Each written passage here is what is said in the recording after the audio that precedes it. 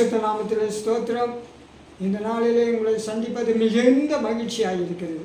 இன்றைக்கு எத்தனையோ தேவ பிள்ளைகள், சகோதரிமார்கள், சகோதரர்கள் ஆலயத்துக்கு சென்றிருப்பீர்கள், ஆராதனையிலே ஆசீர்வாதம் பெற்றிருப்பீர்கள். ஆனால் ஆராதனைக்கு வரக்கூட முடியாதபடி தன்னுடைய சரீர பலவீனங்களில் இருந்திருக்க மக்களுக்காக, வியாதியாக இருக்கிறவர்களுக்காக தேவ வசனமானது கடந்து போகும்படியாக இந்த நாளிலே உங்களோடு பகிர்ந்து கொள்ள கர்த்தருடைய பரிசுத்த நாமத்துக்கு ஸ்தோத்திரம்.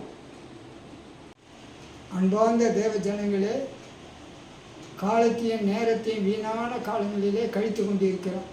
டிவியிலையும் தேவையில்லாத உலக சினிமா படங்களிலும் கதை புஸ்தகங்களிலும் களியாட்டங்களிலும் இன்றைக்கு மனுஷன் எத்தனையோ காரியங்களை மனுஷன் தன்னுடைய நேரத்தை செலவழித்துக் கொண்டிருக்கிறார். ஆனாலும் இந்த நாளிலே வேத வார்த்தை வசனங்கள் உங்களோடு கிரியை செய்யும்படியாய் இந்த நாளிலே வாசிக்கப்படும் வசனங்களை உங்கள் செவியிலே ஏற்று கர்த்தர் உங்களோடு பேசும்படியான காரியங்களை அவர் கருத்திலே நான் உங்களை ஒப்புக் கொடுக்கிறேன். இன்றைக்கு வாசிக்க வேண்டிய வேத வசனம் மத்திய 8ஆம் அதிகாரத்திலிருந்து 5, 6, 7, 8 வசனங்களிலே இன்றைக்கு உங்களோடு பேச தேவ சித்தமாய் இருக்கிறார்.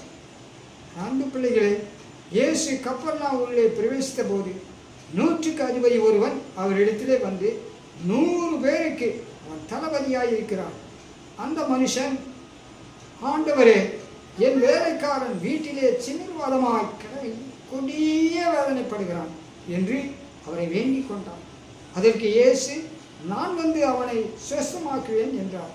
ஆனாலும் அந்த 100க்கு அதிபதியானது 100க்கு அதிபதியாய் பிரதியுத்தமாக சொல்லுகிறான், ஆண்டவரே, நீர் என் வீட்டுக்குள் பிரவேசிக்க நான் பாத்திரவான் அல்ல.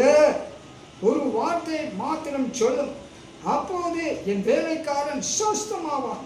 You say the one of the words, Lord, my servant very fine, very well. அவன் தாமே இப்படியாக தன்னை சொல்லி ஆண்டவர்கிட்ட ஒப்பு கொடுத்தான். அந்த நிமிஷமே அவனுடைய சரீரத்தில் உள்ள எல்லா பலவீனம் மாறி அந்த திமிர்வாக்காரன் சுகமானான். நமக்கு ஆண்டவராகிய இயேசு ஒருவரே நமக்கு அதிபதியாக இருக்கிறார். அவன் எப்படி வேலைக்காரனே தன்னுடைய குடும்பத்திலே வரும்போது உங்கள் ஆண்டவர் சொல்கிறார், ஆண்டவரே, நீ நிலத்தில் வர நான் தகுதியற்றவன் என்று தன்னை தாழ்த்துகிறான்.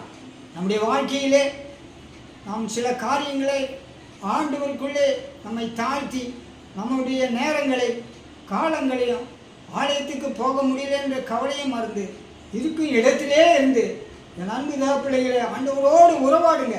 ஆண்டவரே, இந்த நாளிலும், இந்த உயிர்த்தெழுந்த நாளிலே, மனமகிழ்ச்சி நாளிலே எங்களையும் நீர் ஆண்டவரே ஆசீர்வதி. அந்த 100 அதிபதி சொன்ன, ஆண்டவரே, நீர் என் இல்லத்தில் வர நான் தகுதியற்றவன், ஒரு வார்த்தை மாத்திரம் சொல்லும், என் வேலைக்காரன் சுகமாவான். இன்றைக்கு நம்முடைய குடும்பங்களில் எதை சீர்கட்டு எல்லாவற்றையும் சரிபடுத்தி நம்முடைய ஆண்டவராக இயேசு, அவரே பெரிய அதிபதி. இந்த உலகத்தில் உள்ளவர்கள் முன்னில் இருப்பவர் பெரியவர் நம்முடைய ஆண்டவராக இயேசு. அவர் விசுவாசிங்க, அவருடைய இதயத்தில் ஏற்றுக்கொள்ளுங்க, மன மகிழ்ச்சி உண்டாகும். இயேசுவின் நாமத்தில் ஜெபிக்கிறோம்.